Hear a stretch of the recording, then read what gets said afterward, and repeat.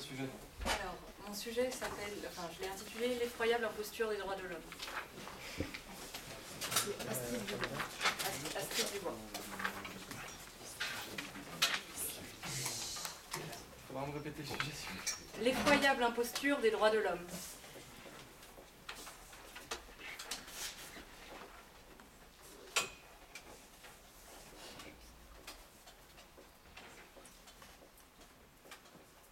Et vous êtes en troisième année.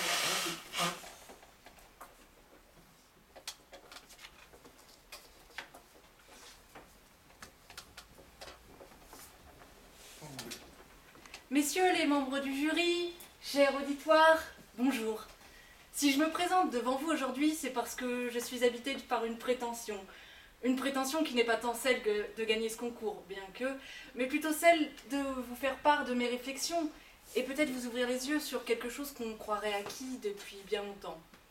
Depuis 1789 exactement, puisqu'il s'agit des droits de l'homme, passage obligé pour nous juristes, mais qui mériterait d'être la préoccupation de tous, n'en va-t-il pas de notre propre condition? C'est ce que nous allons voir. Je ne vous ferai pas l'affront de vous répéter ce qu'a dit ce texte, la Déclaration des droits de l'homme, mais je voudrais vous démontrer que l'égalité absolue garantie par ce texte est une utopie bien naïve, qu'avaient les révolutionnaires, mais qui néanmoins a été conservée.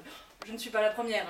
Beaucoup ont critiqué l'idéologie des droits de l'homme, de Marx à Arendt, en passant par Michel Villet, mais ils sont trop peu à les avoir écoutés. Aussi, en quelques minutes à peine, je vais tenter de vous dresser un tableau de cette effroyable imposture que constituent les droits de l'homme. Prenons un exemple tout simple qui peut parler à tout le monde. Une pomme peut être égale à une poire, en prix, en poids ou en qualité nutritive, pas en tout. Si une pomme égalait une poire dans tous les domaines, il n'y aurait plus de raison de les comparer. Ainsi, un être humain peut être égal à un autre être humain sur la base d'un critère déterminé, jamais dans l'absolu. Sinon, il n'y aurait plus de raison de les distinguer. Attention, ne me faites pas dire ce que j'ai pas dit. Dire que les êtres humains ne sont pas égaux ne veut pas dire que certains sont supérieurs à d'autres. Cette pomme peut être supérieure en prix, mais pas forcément au plaisir de la manger. Bien, nous en arrivons donc au cœur de ma thèse, qui est de vous montrer que c'est l'abstraction même des droits de l'homme qui menace le plus de les rendre inopérants. Les rédacteurs ont, pour qu'ils puissent s'appliquer à tous, opté pour une rédaction abstraite. Or, à vouloir être trop universel, à vouloir cet égalitarisme absolu, on en perd l'effectivité. Par exemple, le droit à la santé implique-t-il de garantir une greffe de cœur à tous les déficients cardiaques? J'en doute. À propos du droit de se nourrir, Michel Villet disait même que la vraie question était de trouver la nourriture et qu'en de pareilles circonstances, il irait plutôt voir un cultivateur qu'un penseur métaphysique.